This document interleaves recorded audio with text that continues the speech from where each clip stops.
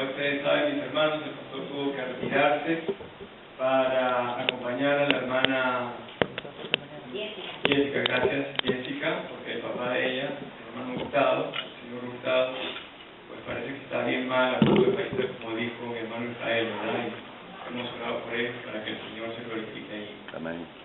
Amén. Entonces, en esta noche, hermanos, el pastor, gracias por entrar. Ya me resolvieron aquí, pero no está de más un púlpito de madera, ¿amén? ¿Hace la diferencia o no? Es lo mismo. Así puedo darle, así, ¿verdad? No, mentira, no. No se preocupen que no soy agresivamente agresivo para predicar. No voy a predicar, voy a enseñar, el pastor me sorprendió.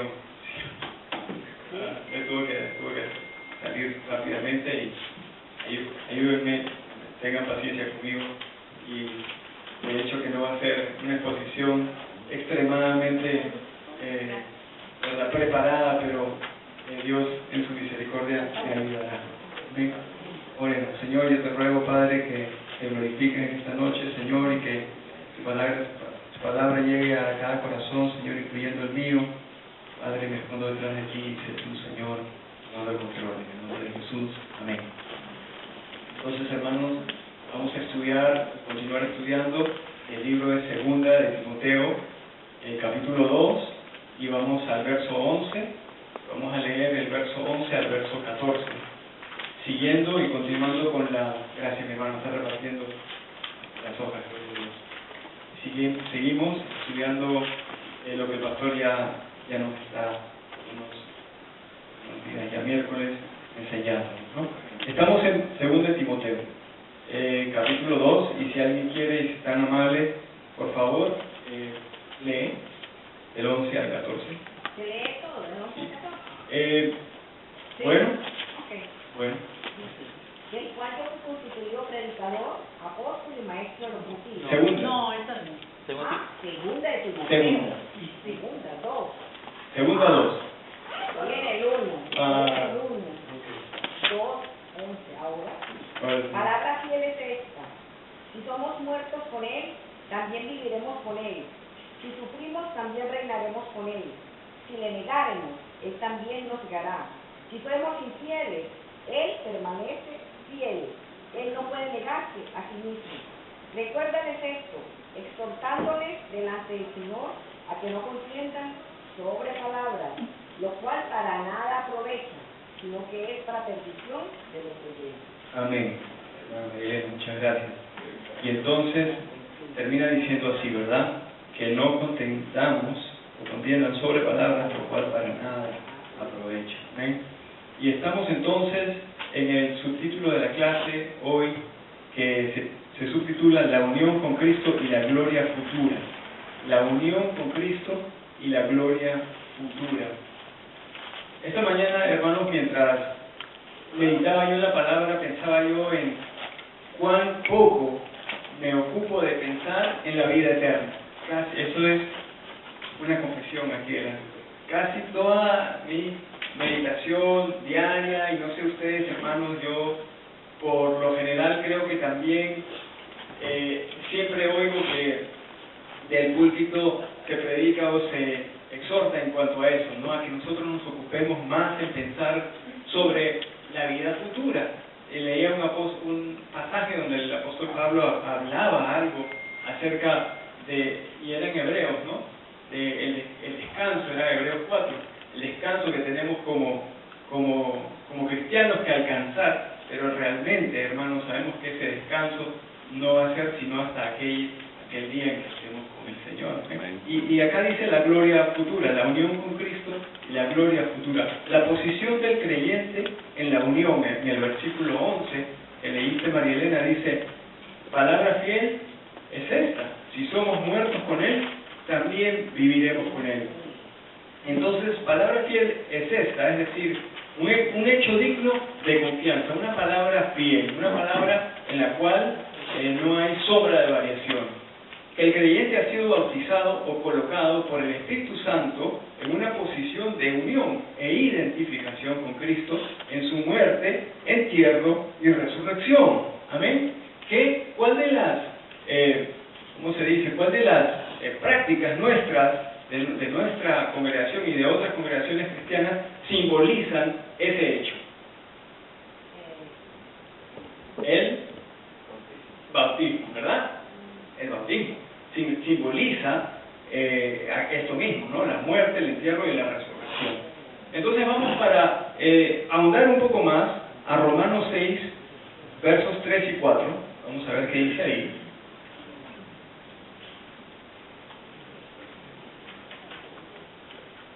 ¿O no sabes que todos los que hemos sido bautizados en Cristo Jesús hemos sido bautizados en su muerte? ¿Muerte? Porque somos sepultados juntamente con Él para muerte por el bautismo, a fin de que como Cristo resucitó de los muertos por la gloria del Padre, así también nosotros andemos en vida nueva. Gloria a Dios. Israel, mi hermano, ¿cómo es que se interpreta ese versículo? De morir, resucitar, porque estamos en esta carne y seguimos viviendo. Sí, tiene que ver con el alma de la persona, o sea, el bautismo en sí, el mojarse no implica nada, sino es el acto de fe en el cual la persona es bautizada, es sumergida en muerte por el pecado para resucitar a una nueva vida en Cristo Jesús, en donde ya el hombre muerto es crucificado y vives una vida nueva en Cristo Jesús. Entonces, estamos hablando de un simbolismo, ¿eh? y eso realmente es el símbolo de algo que ha ocurrido internamente por el Espíritu Santo, ¿eh? Muerto, como dice en 2 Corintios 5, 17, de modo que si alguno está en Cristo, nueva criatura es. Nueva criatura. Y 1 Corintios 12, 13, por favor, si alguien puede ser tan amable. Porque por un solo espíritu fuimos todos bautizados en un cuerpo, sean judíos o griegos, sean esclavos o libres, y a todos se nos dio de beber de un mismo espíritu. Amén. Gloria a Dios. Y Colosenses 2, 8 al 10. Mirad que nadie os engañe por medio de filosofías y huecas sutilezas, según las tradiciones de los hombres, conforme a los rudimentos del mundo y no según Cristo. Porque en Él habita corporalmente toda la plenitud de la deidad, y vosotros estáis completos en Él, que es la cabeza de todo principado y potestad. Amén. Gloria a Dios. Y Gálatas 3:27. Porque todos los que habéis sido bautizados en Cristo, de Cristo estáis revestidos. Amén. Entonces hablamos de estar bautizado en Cristo, ¿eh? De esa identificación, de esa unión con Él. Aquí el apóstol trata sobre aspectos de la muerte y de la vida referidos a esa posición. Sí, dice la palabra, somos muertos con Él, también viviremos con Él. Si somos muertos con Él, también viviremos con Él. ¿Cuántos están muertos en Cristo? ¿Cuántos están muertos? Amén. ¿Pero a qué estamos muertos? ¿Verdad? Es la pregunta, porque alguien que no ha escuchado nada puede sorprenderse ante la pregunta, ¿cuántos están muertos? Si estamos muertos, ¿en qué sentido estamos muertos? ¿Quién quiere responder a eso? En la carne, ¿no? En la ¿verdad? Nuestra carne, nuestras pasiones y deseos, dice la palabra, ¿verdad? En otro lugar, aquellas cosas, ¿verdad?, que son pecaminosas, a esas cosas estamos, ojalá, todos ya muertos, ¿amén? Y si no lo estamos todavía, procuremos, ¿verdad?, entrar en ese, amén, a ese estatus, a ese estado, ¿amén? Entonces dice, el hecho de la muerte es inseparable. ¿Dónde está? El hecho de la muerte es inseparable del hecho de la vida. De la misma manera que el creyente murió al pecado en Cristo, así también por medio de Cristo poseerá la vida. O sea, es algo así como lo que Jesús dijo en una de sus, mientras estuvo aquí y está en los evangelios, dice que el grano de trigo, ¿quién termina la frase?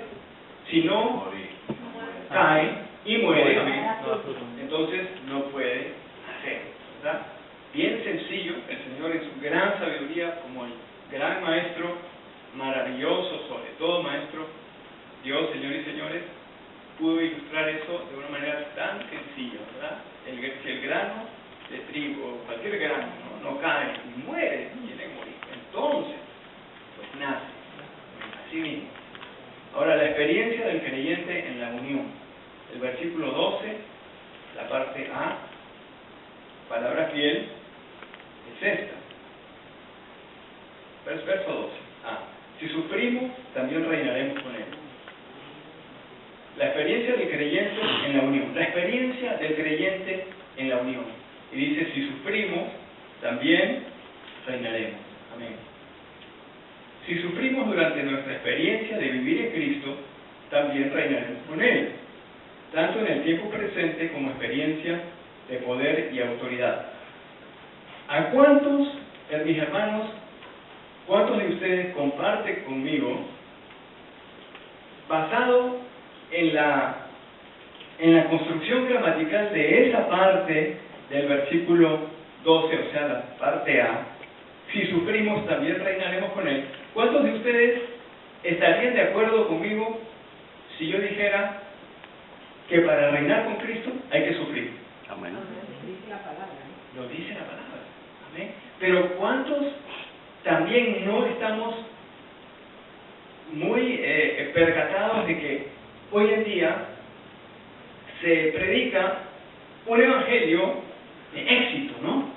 De que aceptas al Señor, todo te va a ir súper bien, no vas a tener ningún problema, ¿verdad? El Señor se va a encargar de todo. Y cuán lejos de la realidad está, cuán lejos de lo que nos dice la palabra. Realmente nadie queremos sufrir, ¿o sí? No, ¿verdad? Pero estamos considerando lo que la palabra dice, ¿amén? Entonces tenemos que estar,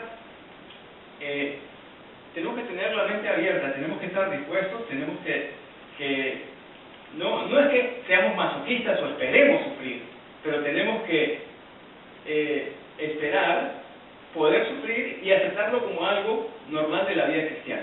Jesús dijo, en el mundo tendréis aflicción. Amén. Pero confiar, yo he vencido el mundo. Amén, gloria a Dios. Amén. Así es. No hay problema. Gloria a Dios. Si sufrimos, así es. Entonces, si sufrimos durante la experiencia de vivir en Cristo, también reinaremos con Él, tanto en el tiempo presente como experiencia de poder y autoridad. Filipenses 3, 10 al 15. Vamos a ver qué dice Filipenses 3, 10 al 15.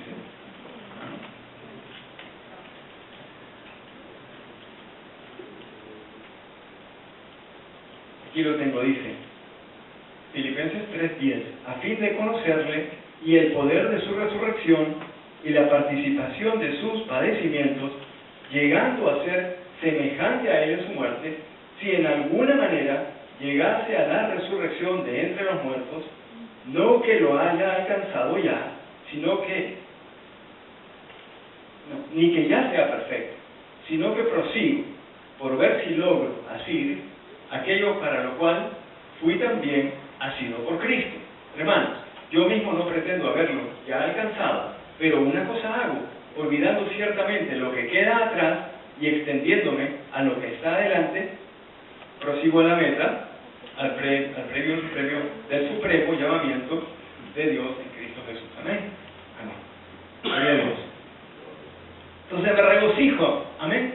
Es un regocijo la palabra de Dios. La palabra de Dios es hermosa, hermano. Qué bendición tenemos al escuchar, al leer, al meditar en la palabra de Dios. Y lamentablemente a veces estamos tan ocupados para ello. Pero la palabra de Dios hay tanta riqueza en la palabra de Dios que realmente es maravilloso. ¿eh? Entonces, leímos allí y dice que como en el futuro, en forma de recompensa. El pastor siempre nos predica acerca de recompensas. Y es algo que yo creo que no está mal en que pensemos en que vamos a recibir recompensas. Que dice Apocalipsis 2, 26 y 27. Dice, al que venciere y guardare mis obras hasta el fin, yo le daré autoridad sobre las naciones, y las regirá con vara de hierro, y serán quebradas como vaso de alfarero, como yo también la he recibido de mi Padre. Gloria a Dios. Y 26, Apocalipsis 20, verso 6.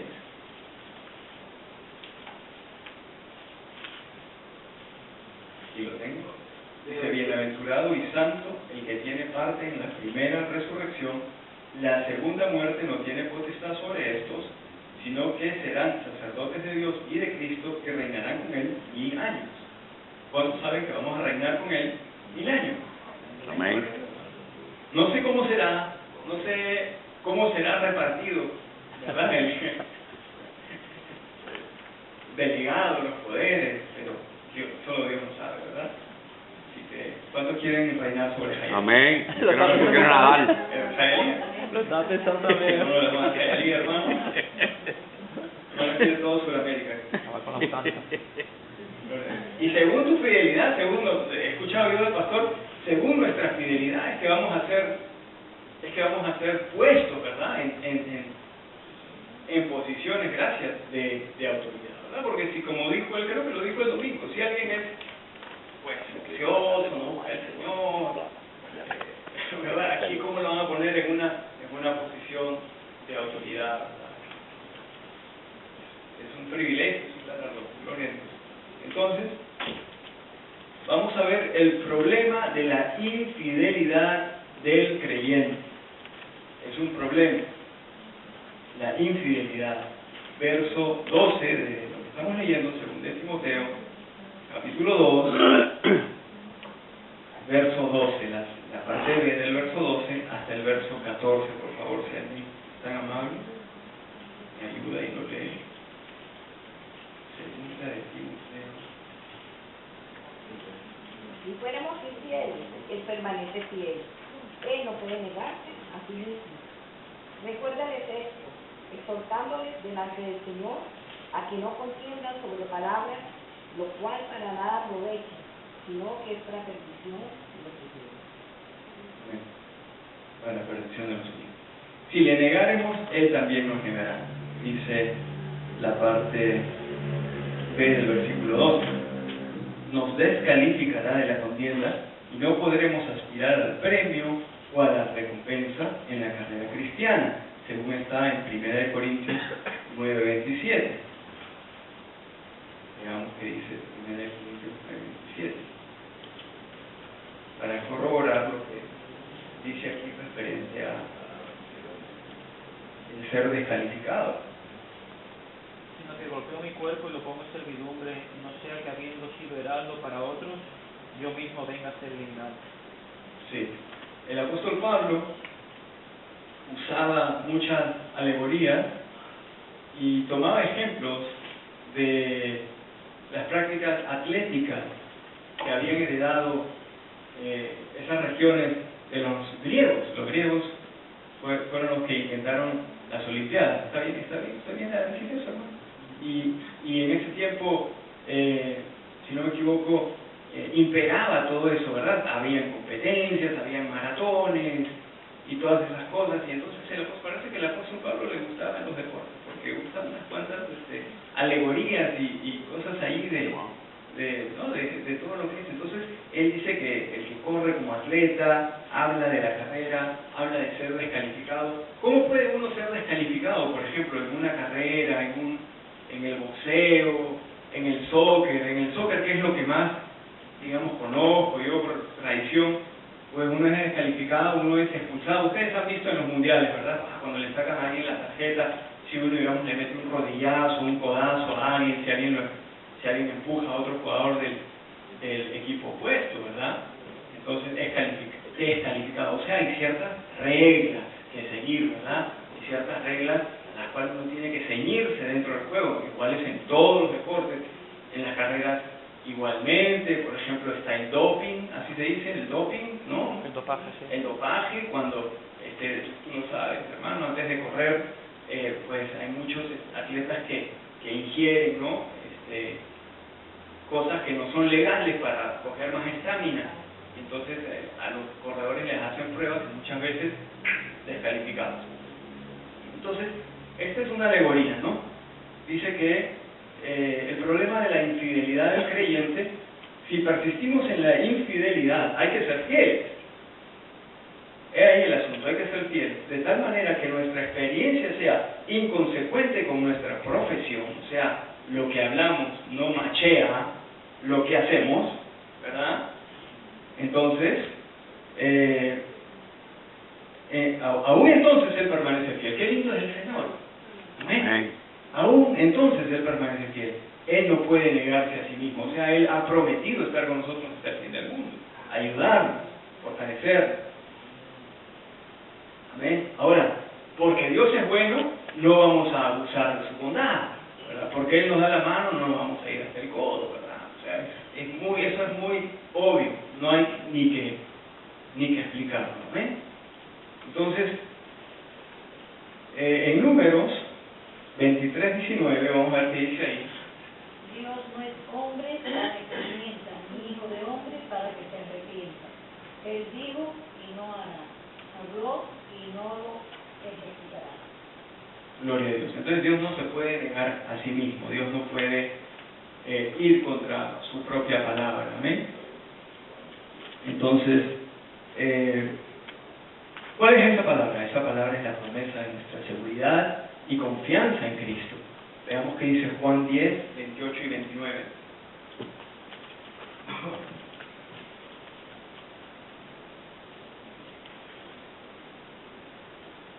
Y yo les doy vida eterna, y no perecerán jamás, ni nadie las arrebatará de mi Amén. mano.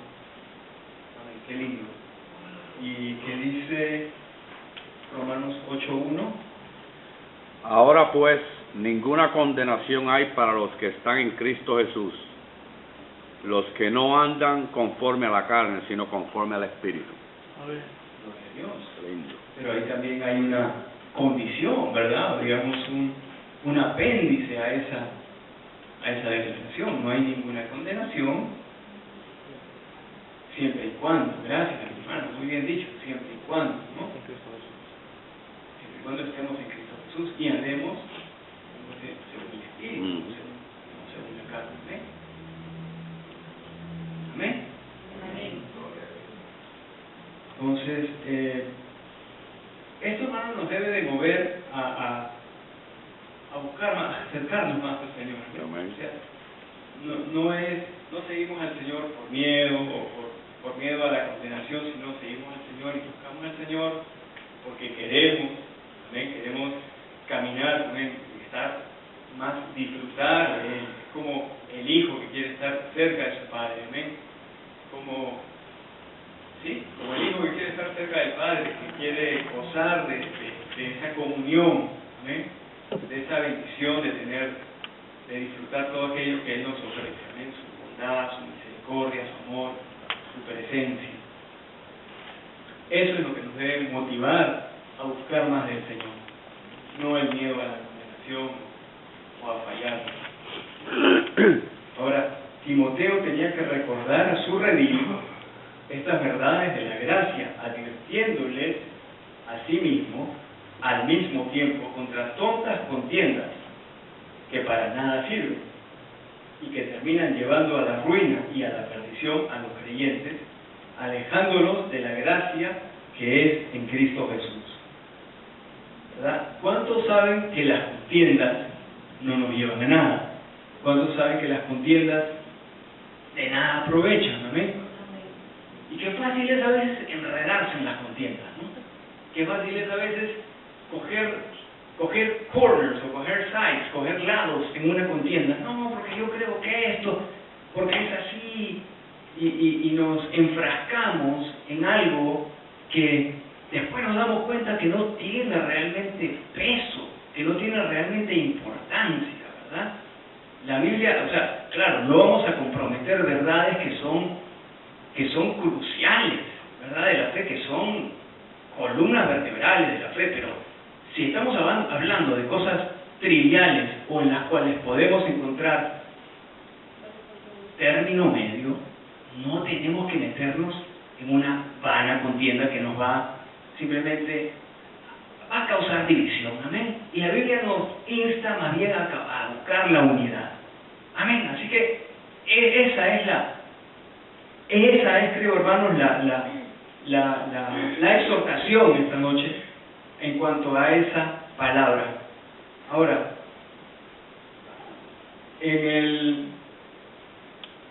la gracia que es en Cristo. La gracia que es en Cristo Jesús es algo que nos debe motivar a buscar la unidad. La unión con Cristo es en sí la unión con su iglesia, porque Cristo y la iglesia son uno. Cristo es la cabeza, la iglesia es su novia, esa es una forma de verlo, la otra es Cristo es la cabeza, la iglesia es su cuerpo. ¿Ven? O sea, estamos unidos con Cristo, estamos unidos con la iglesia. Ahora, el estudio de la Biblia y la vida piadosa, 15 al 19. En el inciso A dice, usar la Escritura con discernimiento, el antídoto contra el error. 15 al 18 del mismo capítulo 2, versos 15 al 19. Usar la Escritura con discernimiento, el antídoto contra el error. Hay que procurar con toda diligencia y celo presentarse a Dios aprobado. Aprobado quiere decir apto, habilitado. Como dice aquí, procura con diligencia presentarte a Dios aprobado como obrero que no tiene de qué avergonzarse, que usa bien la palabra de verdad. Este es un versículo que todos aquellos que cursamos el Instituto Bíblico lo aprendemos en la primera clase. Toda la palabra, ¿no? Bueno, procura con diligencia presentarte a Dios aprobado como obrero que no tiene de qué avergonzarse, que usa bien la palabra de verdad, porque todo obrero debe, ¿verdad?, de procurar con diligencia presentarse a Dios aprobado como obrero que no tiene de qué avergonzarse y que usa bien la palabra de verdad todavía. Hay que procurar con toda diligencia, entonces, y celo, presentarnos a Dios, y todos somos, hermanos, en algún aspecto o categoría, siervos de Dios. El obrero no tiene por qué sentirse avergonzado o acomplejado por algunas fallas en su labor, siempre y cuando use bien. Literalmente, aquello que dice usar bien, literalmente, quiere decir, o sea, en el lenguaje original, cortar derecho. Cortar derecho. La palabra revelada de Dios. O sea, que la usa bien, que la sabe usar. La palabra de verdad. La proclamación lisa y llana de la revelación divina, sin distorsiones, perversiones o contradicciones. Y yo voy a añadir algo todavía, sin muchas flores, sin mucho adorno, ¿verdad?, sin mucho maquillaje, vamos a decirlo de ese modo.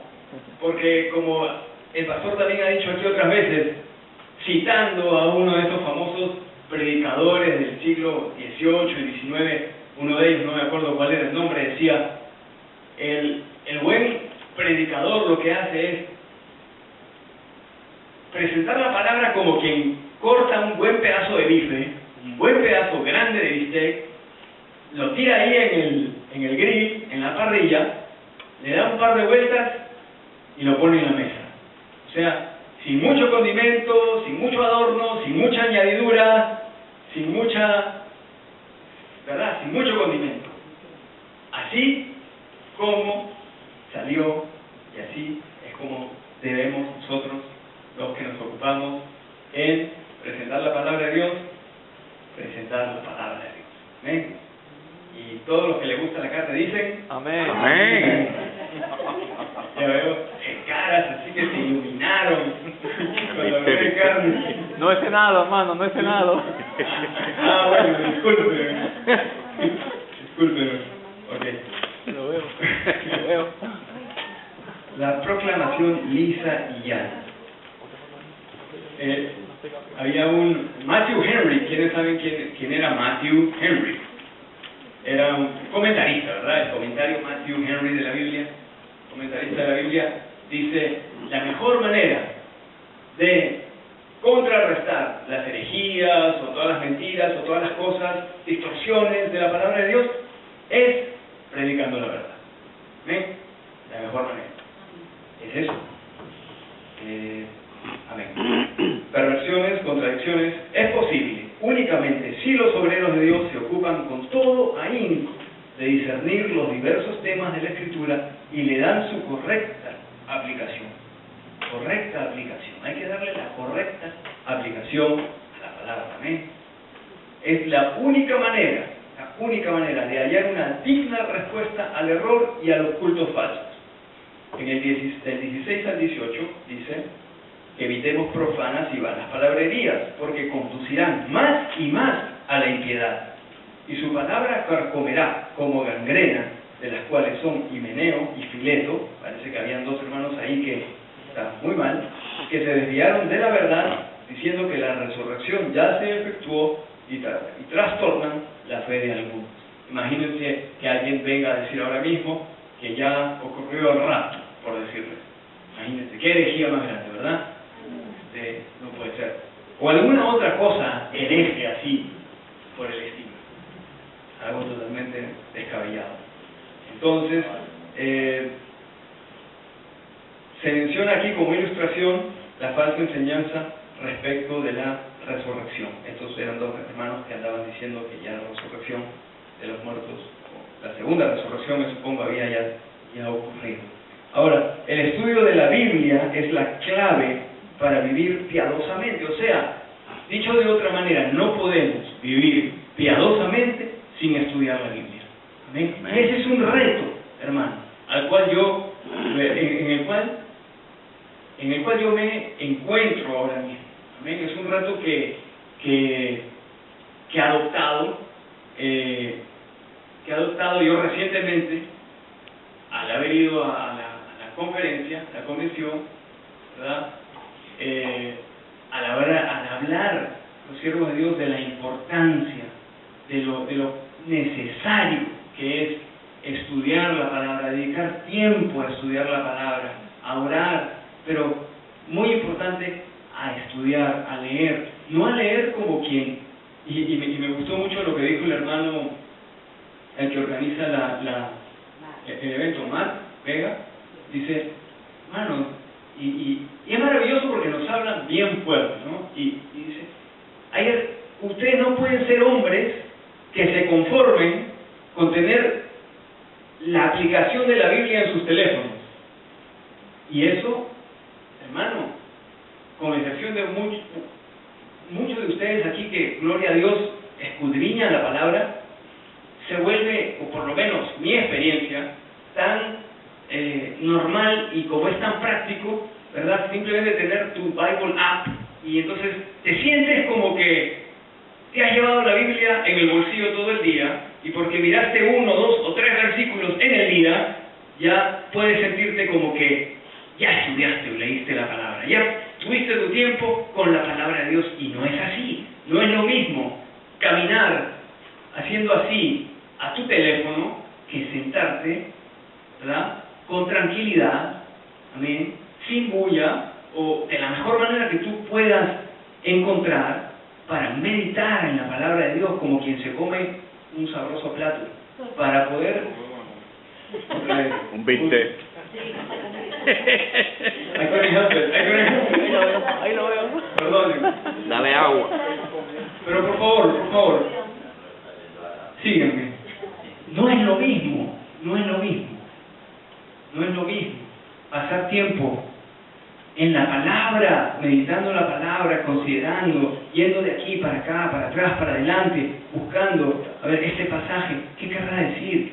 ¿Con qué otro pasaje se relaciona? ¿Qué me recuerda? Y eso, ¿no? Tomar nota. Amén. Y sales edificado, amén. Sales, gloria a Dios, bendecido. Amén. Entonces, usar la escritura con discernimiento. Y entonces dijimos, el estudio de la Biblia es la clave para vivir piadosamente. En nuestras fuerzas no lo podremos jamás lograr. La verdad revelada descubre que el fundamento de Dios, la esencia de su carácter, se mantiene firme, inamovible y sin variantes. Este fundamento divino tiene un doble sello, marca o señal que garantiza su autenticidad. El Señor conoce a los suyos, y lo dice en Números 16:5 y Juan 10:14 y 2. Los que son del Señor han de apartarse de la iniquidad. Vivir en santidad es la evidencia externa de una relación personal con Dios. Estos dos principios son fácilmente discernibles en toda la Escritura. Gloria a Dios. Toda la Escritura. Estos dos principios son fácilmente discernibles. Vivir en santidad es la evidencia externa de una relación personal con Dios. ¿Amén? Y hasta ahí ahora entonces vamos a dividir en grupos. Se hace siempre para repasar las 6 preguntas. ¿Amén? Vamos a hacer entonces, ¿hacemos 2 grupos o 3? 3, creo, ¿no? Entonces el hermano Israel me va a ayudar con 1